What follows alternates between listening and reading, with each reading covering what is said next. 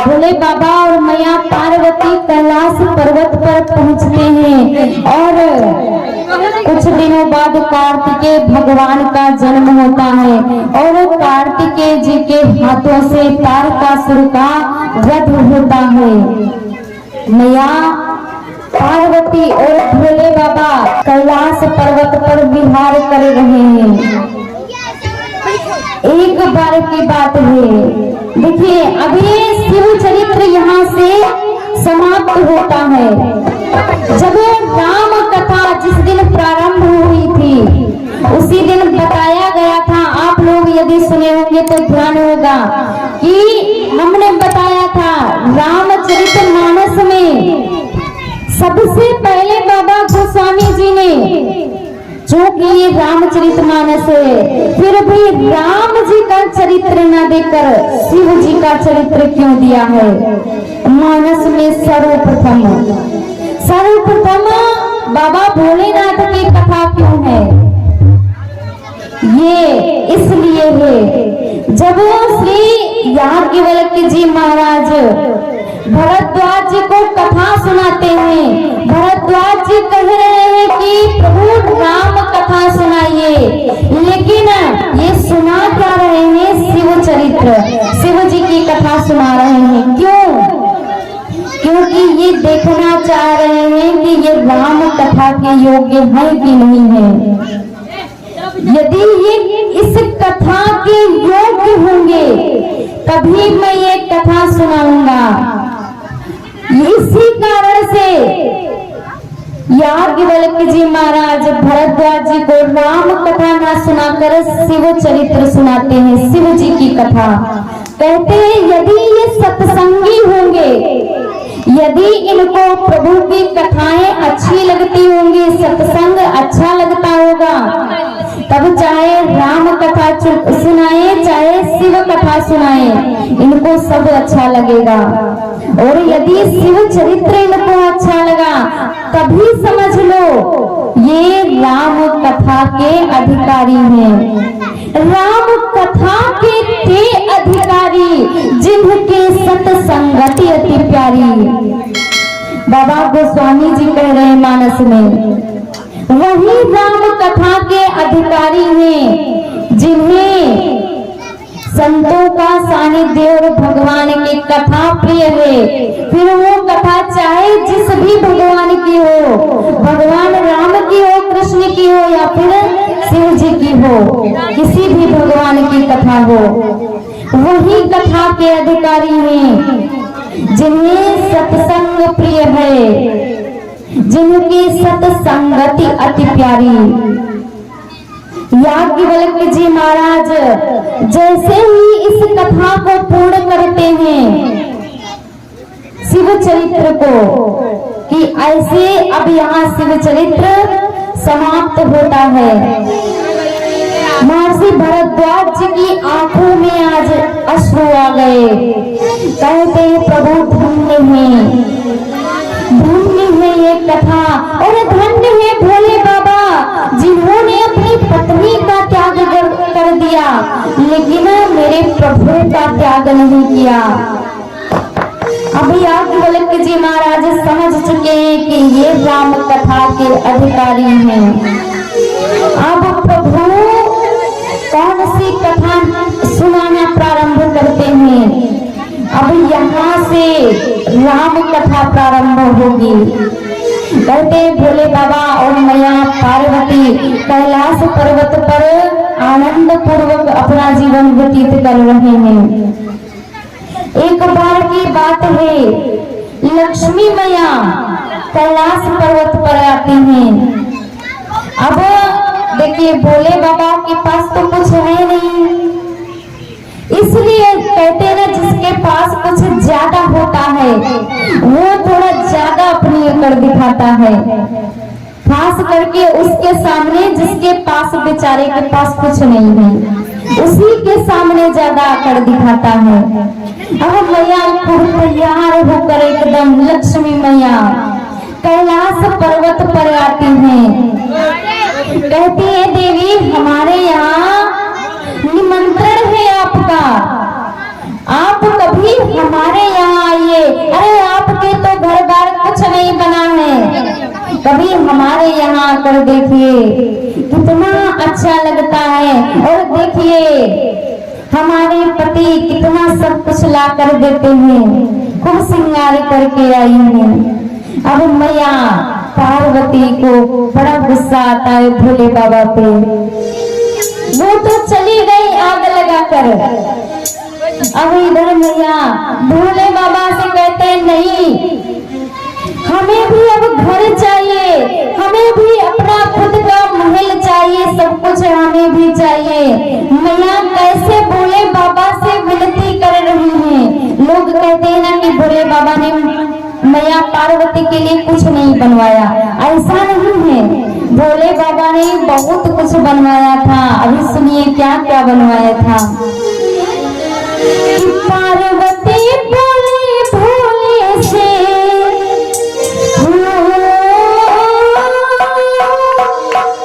पार्वती बोली भोले से, अरे ऐसा महल बना देना, ऐसा कोई भी देखे तो बोले क्या कहना भैया कहना, कोई भी देखे तो बोले क्या कहना भैया कहना, कोई भी देखे तो बोले क्या कहना भैया कहना, कोई भी देखे तो बोले क्या कहना भैया कहना। पार्वती बोली भोले से हो, पार्वती बोली भोले से, ऐसा महल बना देना, कोई भी देखे तो बोले क्या कहना भैया कहना, कोई भी देखे तो बोले क्या कहना भैया कहना। पार्वती भोली भोले से ऐसा महल बना देना, कोई भी देखे तो बोले क्या कहना भैया कहना, कोई भी देखे तो बोले क्या कहना भैया कहना।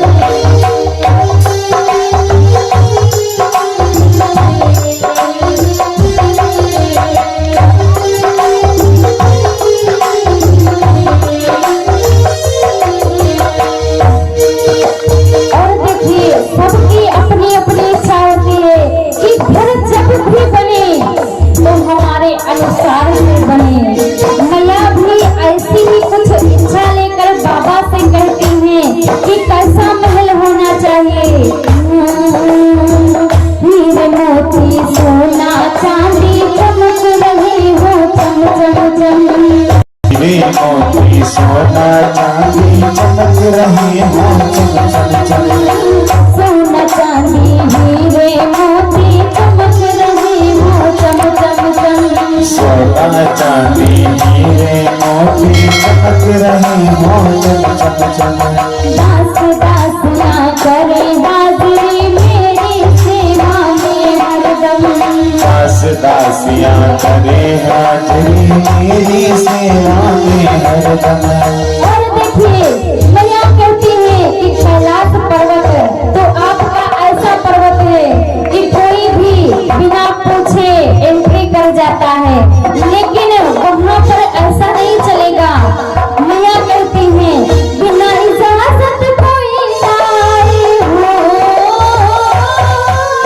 बिना इजाजत कोई ना आए, पहरेदार लगा देना, कोई भी देखे तो बोले क्या कहना भैया कहना, कोई भी देखे तो बोले क्या कहना भैया कहना।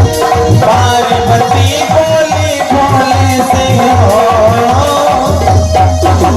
पार्वती बोली भोले से ऐसा महल बना देना, कोई भी देखे तो बोले क्या कहना भैया कहना। आप कोई भी देखे तो बोले क्या कहना भैया कहना।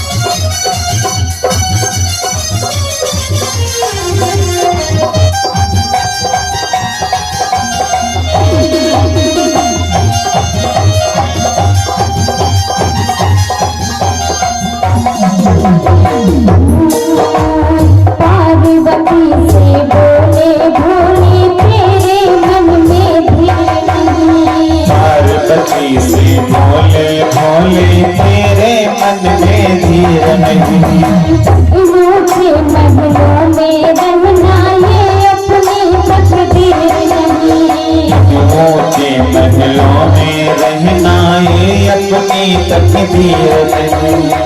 करूं तपस्या मैं पर्वत पे हो, करो तपस्या मैं पर्वत पे, अपने महल से खा लेना, कोई भी देखे तो बोले क्या कहना कोई भी देखे तो बोले क्या कहना भाई क्या कहना। पार्वती बोली भोले से, पार्वती बोली भोले से ऐसा महल बना देना, कोई भी देखे तो बोले क्या कहना भाई क्या कहना। कोई भी देखे तो बोले क्या कहना भाई क्या कहना।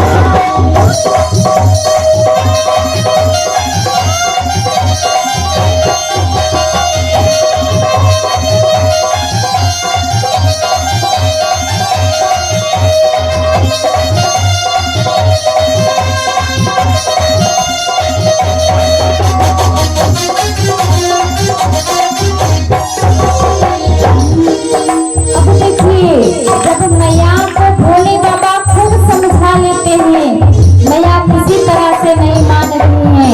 अब भोले बाबा भी हार जाते हैं उनकी जिद के सामने। पार्वती की जिद के आगे भोले बाबा हार गए। पार्वती की जिद के आगे भोले बाबा हार गए। सुंदर महल बनाने खातिर विश्वकर्मा तैयार हुए। सुंदर महल बनाने खातिर विश्वकर्मा तैयार हुए। भगवान विश्वकर्मा जी को तैयार किया गया महल बनाने के लिए। अब मैया पार्वती लक्ष्मी मैया के पास जाते हैं, कहते हैं तुम आई थी ना निमंत्रण देने, अब हम भी आपको निमंत्रण देने आई हैं। पार्वती लक्ष्मी से बोली हो, पार्वती लक्ष्मी से बोली गृह प्रवेश में आ जाना, कोई भी देखे तो बोले क्या कहना कोई भी देखे तो बोले क्या कहना भाई क्या कहना। कोई भी देखे तो बोले क्या कहना भाई क्या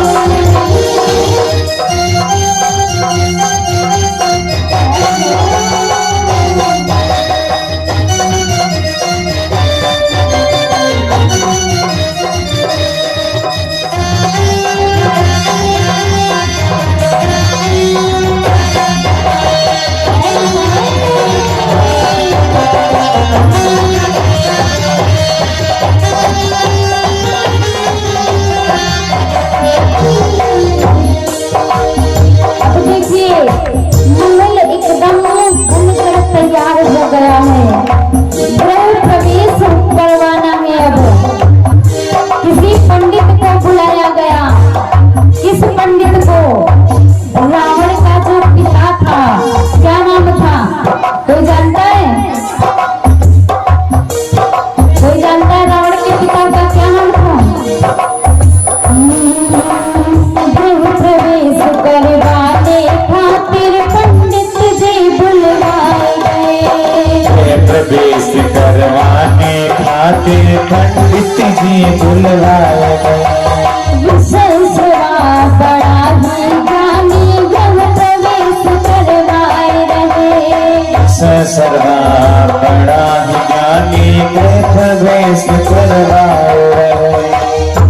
रावण के पिता का नाम विशेषवा आता है गृह प्रवेश करवाने खातिर। और कहते हैं जब गृह प्रवेश पूर्ण हुआ तब कहते हैं दक्षिणा मांगो पंडित जी। अब पंडित जी देखिए, इतना सुंदर महल देख कर किसकी नियत ना डोले। विशेषवा ने दक्षिणा में क्या मांग लिया? सुंदर महल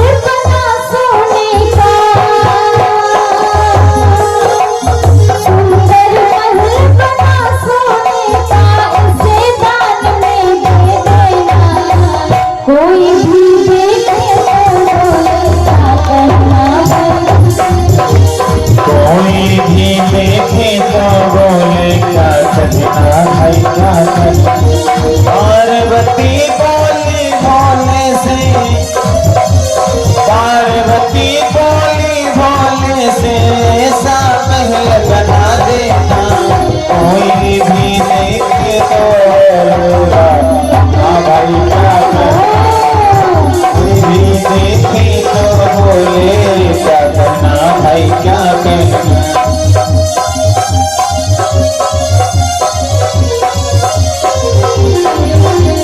कोई भी देखे तो बोले क्या कहना भाई क्या कहना कोई भी देखे तो बोले क्या कहना भाई क्या कहना।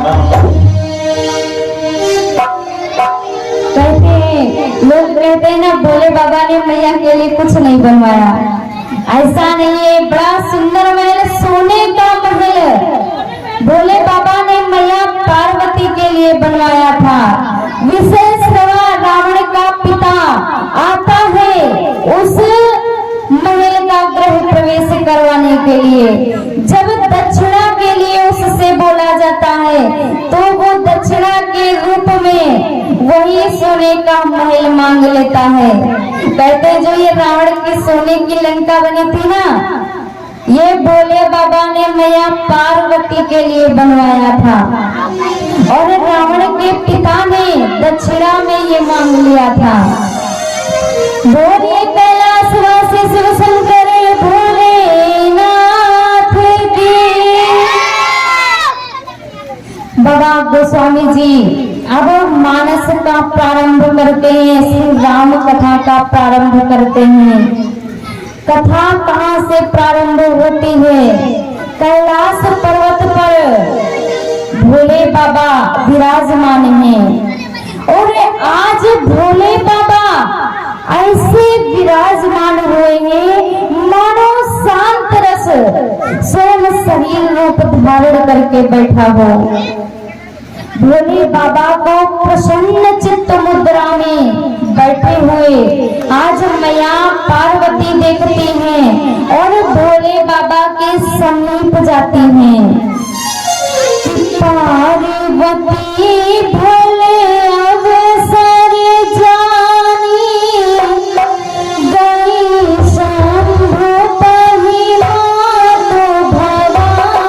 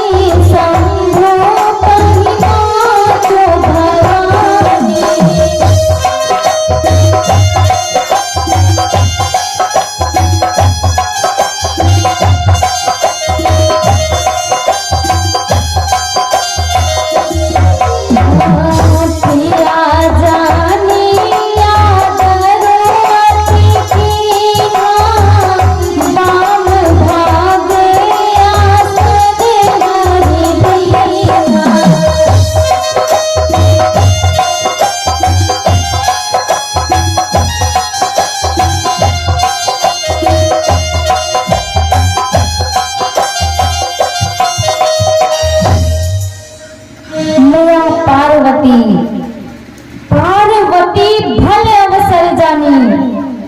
ऐसा नहीं है कि कभी भी पहुंच गई भोले बाबा के पास। अब मान लो भोले बाबा क्रोध में बैठे और मैया पहुंच जाए मुस्कुराते हुए, कैसा लगेगा?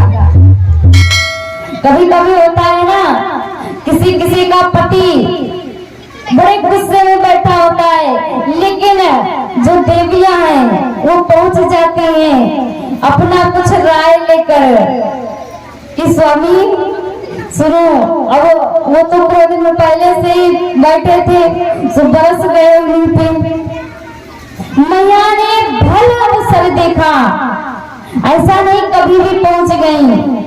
मैया पहले देखती है भोले बाबा किस मुद्रा में बैठे हुए हैं। प्रसन्न चित्त मुद्रा में आज भोले बाबा बैठे हुए हैं और इस अवस्था में भोले बाबा को बैठा देखकर मैया उनके समीप जाती हैं। गई शंभु पहि मातु भवानी। और आज भोले बाबा ने कितना आदर मैया का किया है। प्रिया जानी आदर अति कीन्हा, बाम भाग आसन हरि दीन्हा। भोले बाबा ने अपनी प्रिय पत्नी मानकर आज उन्हें वाम भाग में भोले बाबा ने आसन दिया। जब यही मैया सती के रूप में थी, जब भोले बाबा ने इनका परित्याग किया था, तब सन्मुख शंकर आसन दीना अपने सामने बिठाया था। लेकिन आज अपनी प्रिय पत्नी मानकर भोले बाबा ने मैया पार्वती को अपने वाम भाग में स्थान दिया है। मैया बैठती हैं और भोले बाबा से कहते हैं कि स्वामी, मेरे मन में कुछ संदेह उत्पन्न हो रहा है। भोले बाबा कहते हैं देवी सावधान हो जाओ, क्योंकि यही संदेह तुम्हें पिछले जन्म में भी हो रहा था और इसी संदेह के कारण तुम्हें अपनी देह त्यागनी पड़ेगी। अब समझ जाओ, ऐसा कोई संदेह नहीं करना। अब मैया कहते हैं कि नहीं स्वामी, मुझे पिछले जन्म का कुछ याद आ रहा है। क्या याद आ रहा है? मैया कहते हैं कि प्रभु, मैंने ऐसा सुना था पिछले जन्म में कि भगवान ने अवतार लिया है प्रभु श्री राम के रूप में। मेरे मन में ये प्रश्न उठ रहा है प्रभु कि आखिर जो परब्रह्म है वो किसी के पुत्र, किसी के पति क्यों बनकर आए, किसी के भाई क्यों बनकर आए, जबकि वो परब्रह्म है। आखिर ऐसा क्या कारण था कि भगवान को शरीर रूप धारण करके इस पृथ्वी पर आना पड़ा? देखिए मैया प्रश्न कहां से कर रही है, जहां से वेदों में प्रश्न है, किम कारणम ब्रह्म, आखिर ब्रह्म का क्या कारण है प्रभु? भगवान को आखिर शरीर रूप धारण करके क्यों आना पड़ा? क्यों वो किसी के पुत्र बने, क्यों वो किसी के पति बने, क्यों वो किसी के भाई बने? मैया आज प्रश्न कर रही है भोले बाबा से। भोले बाबा से मैया 14 प्रश्न करती हैं। बाबा गोस्वामी जी कह रहे हैं, मैया कैसे कह रही है भोले बाबा से कि स्वामी मुझे सारी कथा सुनाइए कि भगवान को आखिर इस धराधाम पर क्यों आना पड़ा। मैया एक एक करके प्रश्न कर रही हैं कि प्रथम सुकारण कहाँ हो बिचारी, निर्गुण ब्रह्म सगुण बपधारी, निर्गुण ब्रह्म सगुण बपधारी।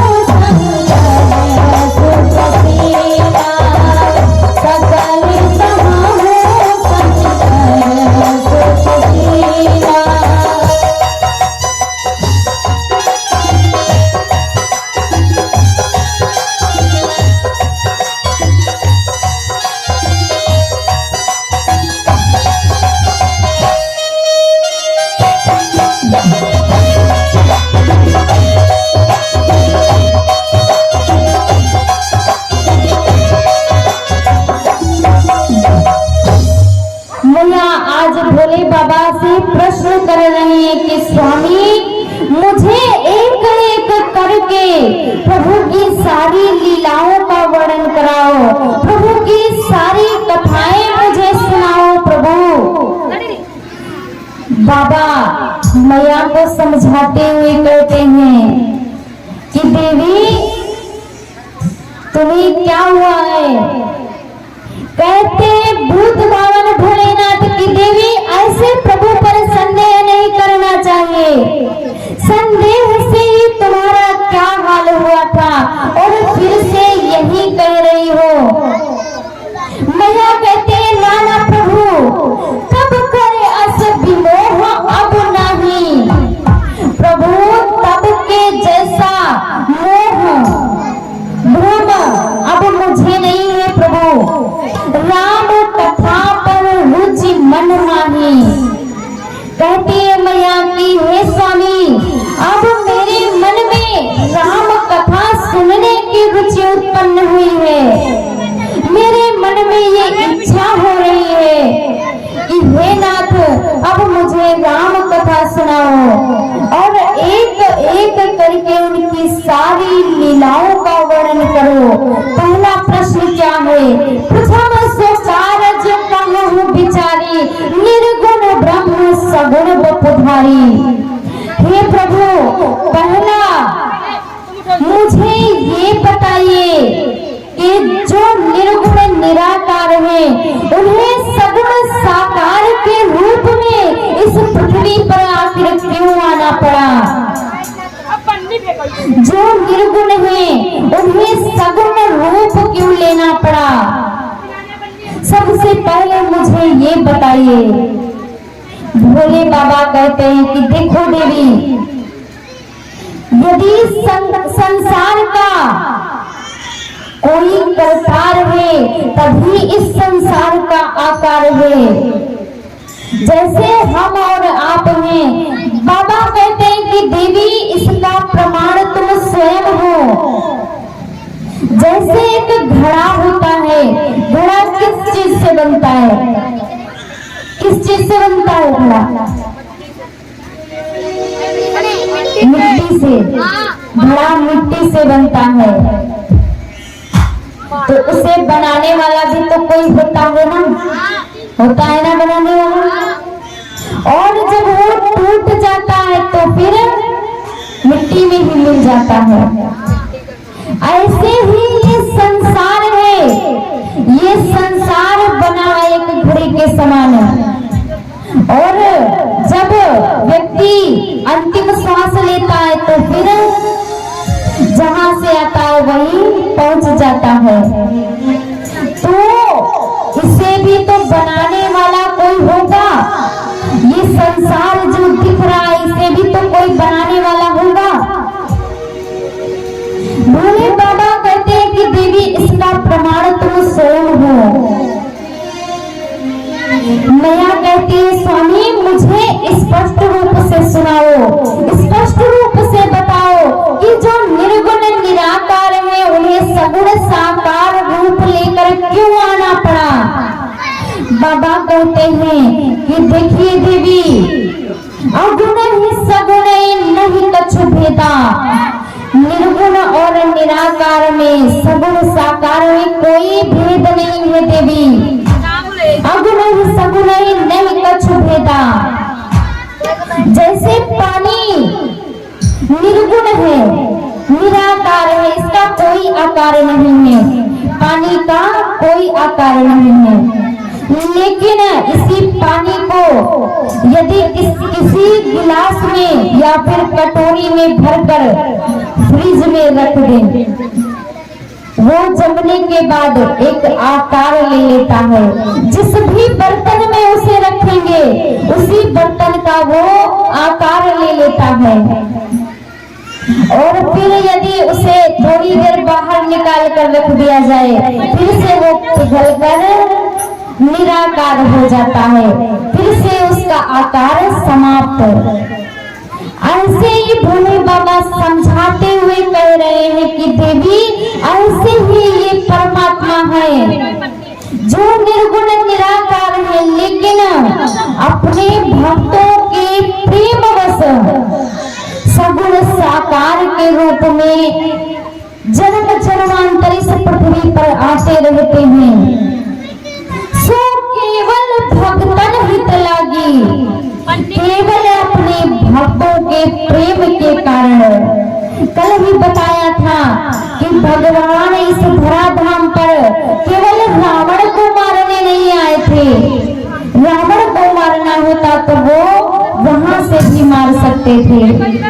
वो क्यों आए? अपने भक्तों के प्रेम के कारण, क्योंकि उन्हें केवल प्रेम ही प्रिय है।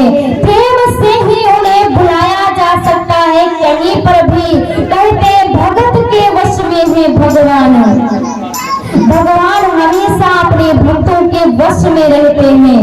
भक्त जब चाहे उन्हें जहाँ चाहे जिस रूप में चाहे बुला सकते हैं। अपने भक्तों के लिए भगवान क्या नहीं बने, सब कुछ बन गए अपने भक्तों के कारण, केवल उनके प्रेम के कारण। बाबा मैया को समझाते हुए कह रहे हैं कि देवी जो निर्गुण निराकार है वही सगुण साकार है। निर्गुण कौन? निर्गुण कौन है? बाबा कहते हैं कि बिनु पाद चला ही सुनहि बिनु काना, कि बिनु पाद चला ही सुनहि बिनु काना, कर बिनु काम करहि बिधिनाना, कर बिनु काम करहि बिधिनाना।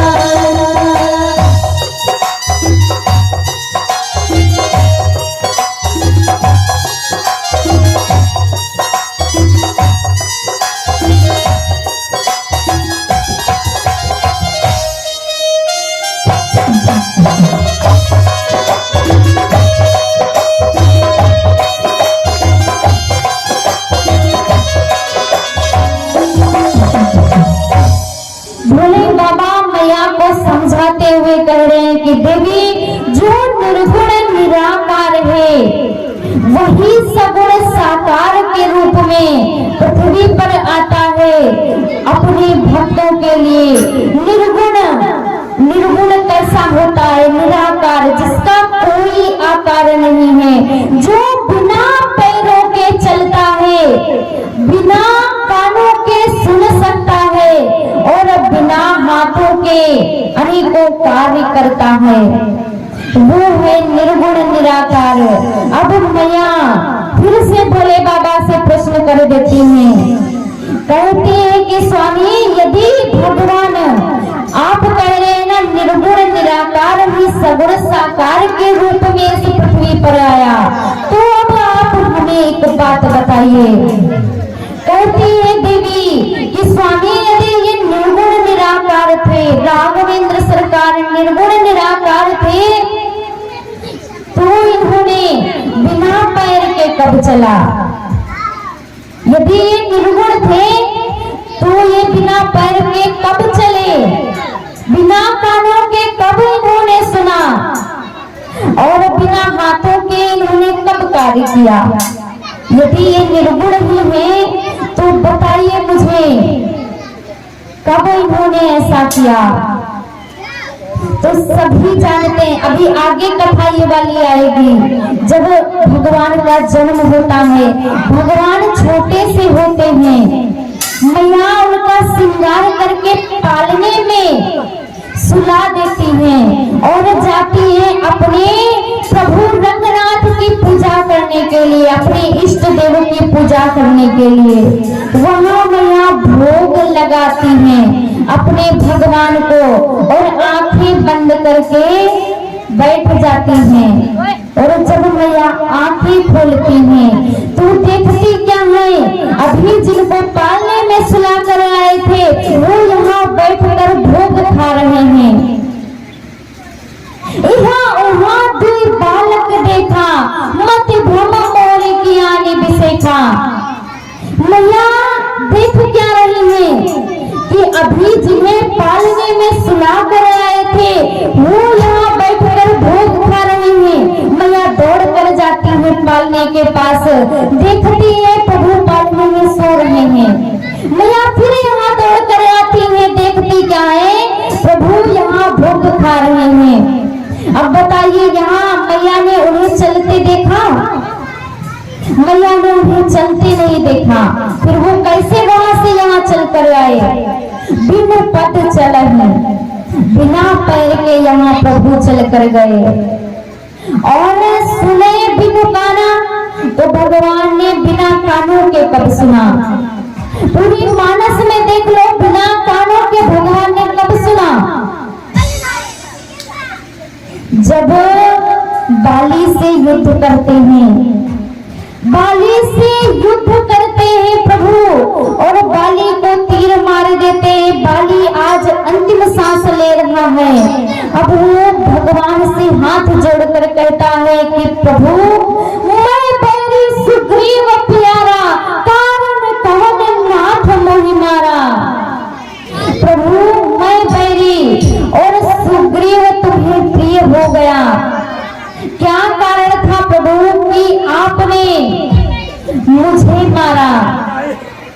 तब भगवान कहते हैं कि तुम्हारी पत्नी कल रात में तुम्हें समझा रही थी कि तुमने जिससे बैर लिया है वो साधारण पुरुष नहीं है। जो सुग्रीव के मित्र है वो साधारण पुरुष नहीं है। उनसे बैर मत लो, उनसे युद्ध करने मत जाओ। लेकिन तुमने अपनी पत्नी की बात नहीं सुनी और मुझसे युद्ध करने आ गए। अब बताओ, आप लोग एक बात बताइए, जब बाली की पत्नी बाली को समझा रही थी तब क्या भगवान वहां सुन रहे थे? वहां सुनने के लिए गए थे भगवान, कानों से सुनने के लिए साकार रूप में गए थे? वहां नहीं गए थे। वहां कैसे सुने? सुना ही बिनु काना, बिना कानों के प्रभु ने सुना। और कर बिनु कर्म करहि विधि नाना, बिना हाथों के कैसे काम करते हैं। और देखिए, सिर्फ इतना ही नहीं, यहाँ बाली की ही नहीं, जब द्वापर में भगवान कन्हैया के रूप में आते हैं तब भी, जब द्रौपदी की भरी सभा में लाज जा रही होती है, उस समय भगवान कहाँ थे? अपनी द्वारिका नगरी में थे। भगवान वहां पर नहीं थे। जब ये द्रौपदी प्रभु को रो रो कर पुकार रही थी कि प्रभु आओ और मेरी लाज बचा लो, द्रौपदी कैसे प्रभु को पुकार रही थी? द्रौपदी कहती है, मेरी असुवन भीगे साड़ी, आ जाओ कृष्ण मुरारी। मेरी असुवन भीगे साड़ी, आ जाओ कृष्ण मुरारी। मेरी असुवन भीगे साड़ी, आ जाओ कृष्ण मुरारी। सुवन भीगे साड़ी, आ जाओ कृष्ण मुरारी।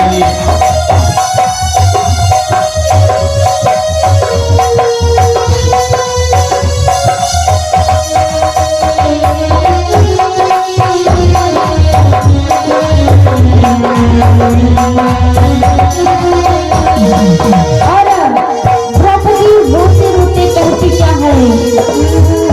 क्या भूल गए बनवारी, जब गई कटी तुम्हारी। क्या भूल गए बनवारी, जब गई कटी तुम्हारी। क्या भूल गए बनवारी, जब गई कटी तुम्हारी। मेरी बारी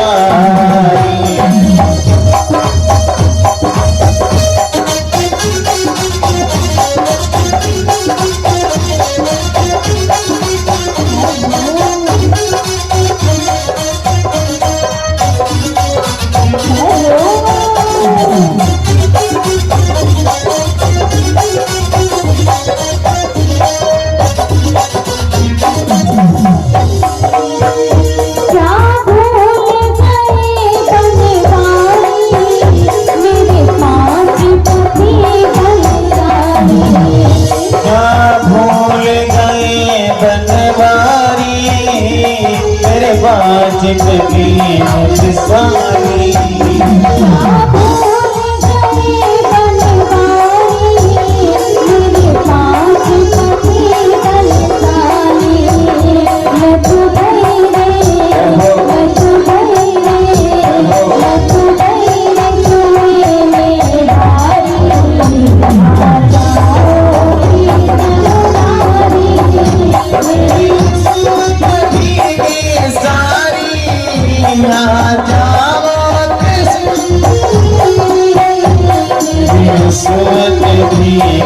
सारी आ जाओ कृष्ण मुरारी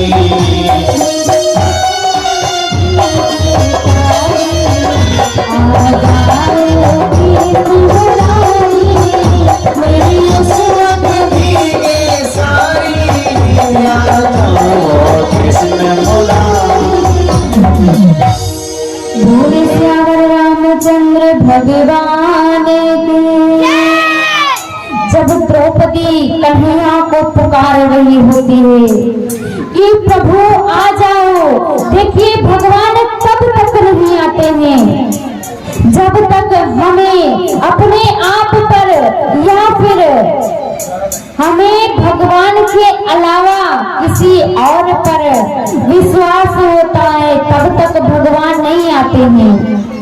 जब तक हमें उन पर पूर्ण विश्वास नहीं होगा, तब तक भगवान नहीं आएंगे।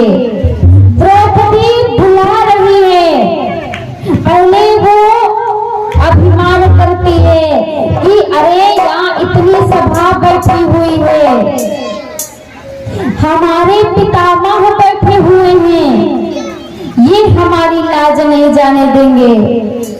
पितामह एक शब्द भी वहां नहीं बोलते हैं। अपने पांच पतियों पर अभिमान था उसे कि मेरे पांच पति बैठे हैं, ये मेरी लाज नहीं जाने देंगे।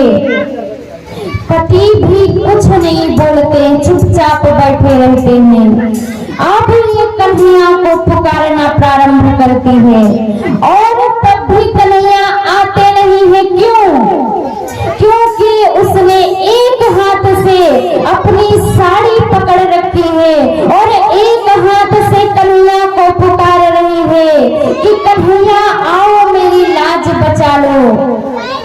प्रभु नहीं आते हैं। क्यों नहीं आते हैं? क्योंकि प्रभु ये समझ रहे कि इसे लग रहा है अभी भी कि ये अपनी लाज स्वयं बचा सकती है, इसीलिए तो इसने अपनी साड़ी पकड़ रखी है। भगवान नहीं आते हैं। लेकिन जब द्रौपदी दोनों हाथ ऊपर खड़े कर देती है, कहती है कन्हैया आओ और मेरी लाज बचाओ, तब प्रभु क्षण मात्र भी देर नहीं लगाते हैं, तुरंत आते हैं दौड़कर। इतनी भी प्रभु ने देर नहीं लगाई। इसलिए कहते हैं जब भगवान के समीप जाओ तो अपने दोनों हाथ खोल कर जाओ, अपने हाथ बंद करके मत जाओ, खोल कर हाथ जाओ। भगवान का दरबार ही एक ऐसा दरबार है जहाँ पर जो भी इच्छा मांगो वो पूरी होगी। आप संसार से कुछ मांग लो, आपका कोई अधिक प्रिय होगा, वो चाहे आपको कोई वस्तु दे दे, नहीं तो संसार में कोई किसी को कुछ दे नहीं पाता है सिवाय मेरे प्रभु के। तो जब ये द्रौपदी कन्हैया को पुकार रही थी, वहां भगवान ने कैसे सुना? बिना कानों के। कन्हैया द्वारिका से दौड़ कर आते हैं और द्रौपदी की लाज बचाते हैं। बिना हाथों के ही भगवान ने कर्म कहां पर किए, तो सभी जानते हैं महाभारत का युद्ध। महाभारत का युद्ध, अर्जुन तो एकमात्र पात्र थे, लेकिन सारा खेल किसने खेला? इस कृष्ण कन्हैया ने। यदि वो नहीं होते तो क्या ये महाभारत का युद्ध अर्जुन जीत पाते? नहीं जीत पाते। भगवान भोले बाबा मैया को समझाते हुए कह रहे हैं कि देवी जो निर्गुण निराकार है वही सगुण साकार है। बस निर्गुण में इतना ही भेद है कि ये बिना पैरों के चलता है, बिना कानों के सुनता है और बिना हाथों के अनेकों कर्म करता है। लेकिन यही सगुण साकार जो है वो सब कुछ अपने हाथों पैरों और कानों से करता है, प्रत्यक्ष रूप में करता है। वो मैया कहती है स्वामी मुझे विस्तार से प्रभु की कथा सुनाइए। भगवान भोलेनाथ कहते हैं कि धन्य धन्य गिरि राजकुमारी, धन्य धन्य गिरि राजकुमारी, त्रिभुवन महिमा विदिता तुम्हारी, त्रिभुवन महिमा विदिता तुम्हारी।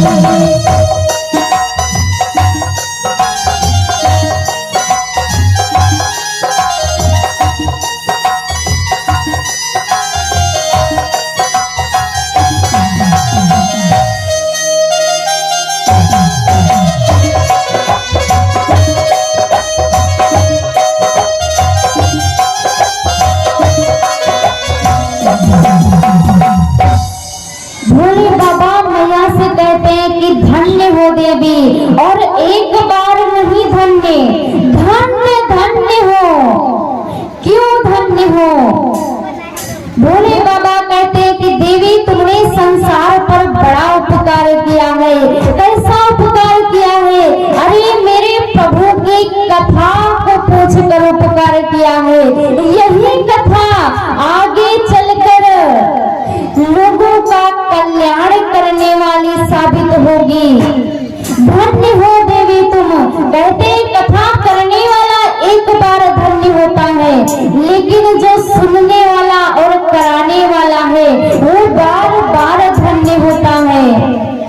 आज देवी पार्वती मैया भोले बाबा से सिर्फ पूछ रही हैं, लेकिन बाबा कहते क्या है? धन्य धन्य गिरिराज कुमारी, धन्य हो देवी।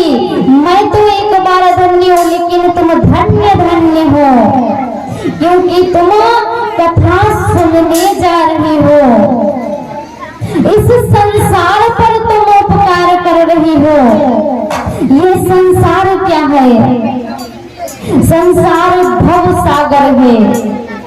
भव सागर जैसे सागर के पास यदि कोई गए होंगे, उन्होंने देखा होगा सागर का एक छोर, एक किनारा दिखाई देता है, लेकिन वही दूसरा किनारा देखो तो दिखाई नहीं देता है।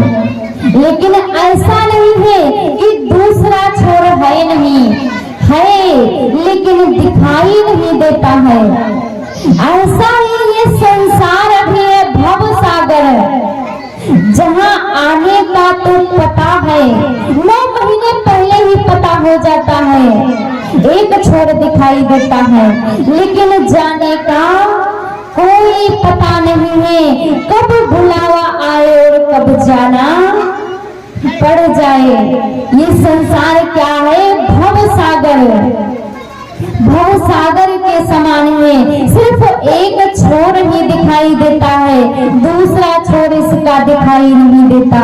इसीलिए आप लोगों से रोज कहते हैं कि जब तक हमारा शरीर साथ है तब तक प्रभु का भजन कर लो, क्योंकि कहते हैं कि तेल चमेली चंदन साबुन, तेल चमेली चंदन साबुन, और चाहे लगा लो संत, जगत में कोई न परमानंद, जगत में कोई न परमानंद, कोई न परमानंद, जगत में कोई न परमानंद।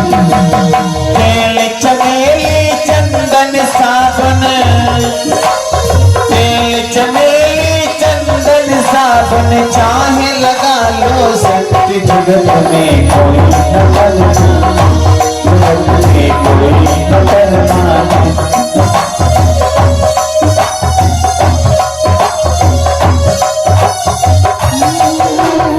आवागमन लगा दुनिया में जगत है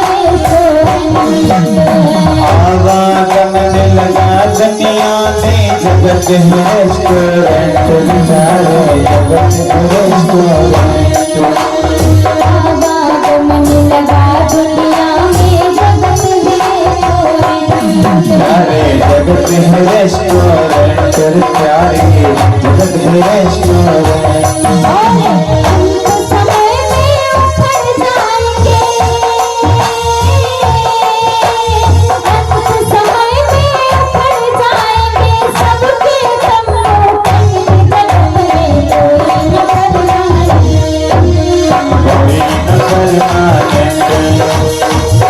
समय में उखड़ जाएंगे, अंत समय में उखड़ जाएंगे सबके सब लोग।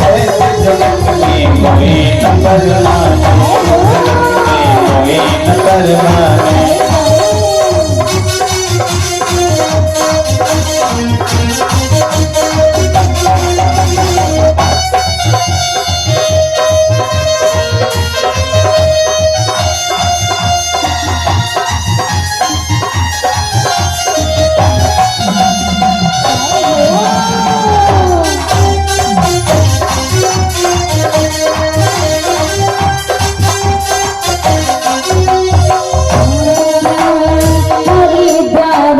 मथुरा काशी घूमो प्यारे घूमो दिल्ली में, प्यारे घूमो दिल्ली में। प्यार चल मथुरा काशी घूमो दिल्ली अरे घूमो दिल्ली में, तेरे प्यारे घूमो दिल्ली में। मन में नाम प्रभु का रखो, मन में नाम प्रभु का रखो, ज्योति है नया बन, जगत में कोई न बलवान, जगत में कोई न बलवान।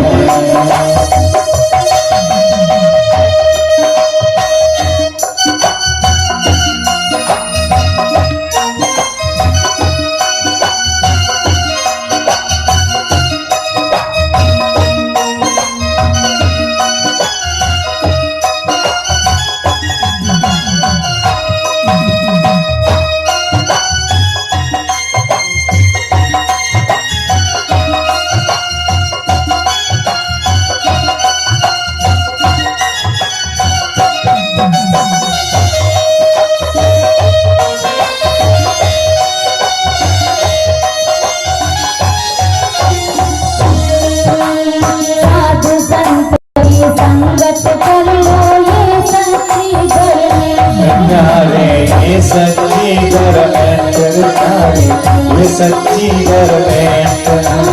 साधु संत की संगत कर लो, ये सच्ची गरमेंट, प्यारे ये सच्ची गवर्नमेंट, प्यारे ये सच्ची गवर्नमेंट। काल सभी को खा जाएगा, काल सभी को खा जाएगा, ये जिजोरा जगत में कोई न बलवान, जगत में कोई न बलवान। तेल चमेली चंदन साबुन, तेल चमेली चंदन साबुन, चाहे लगा लो जगत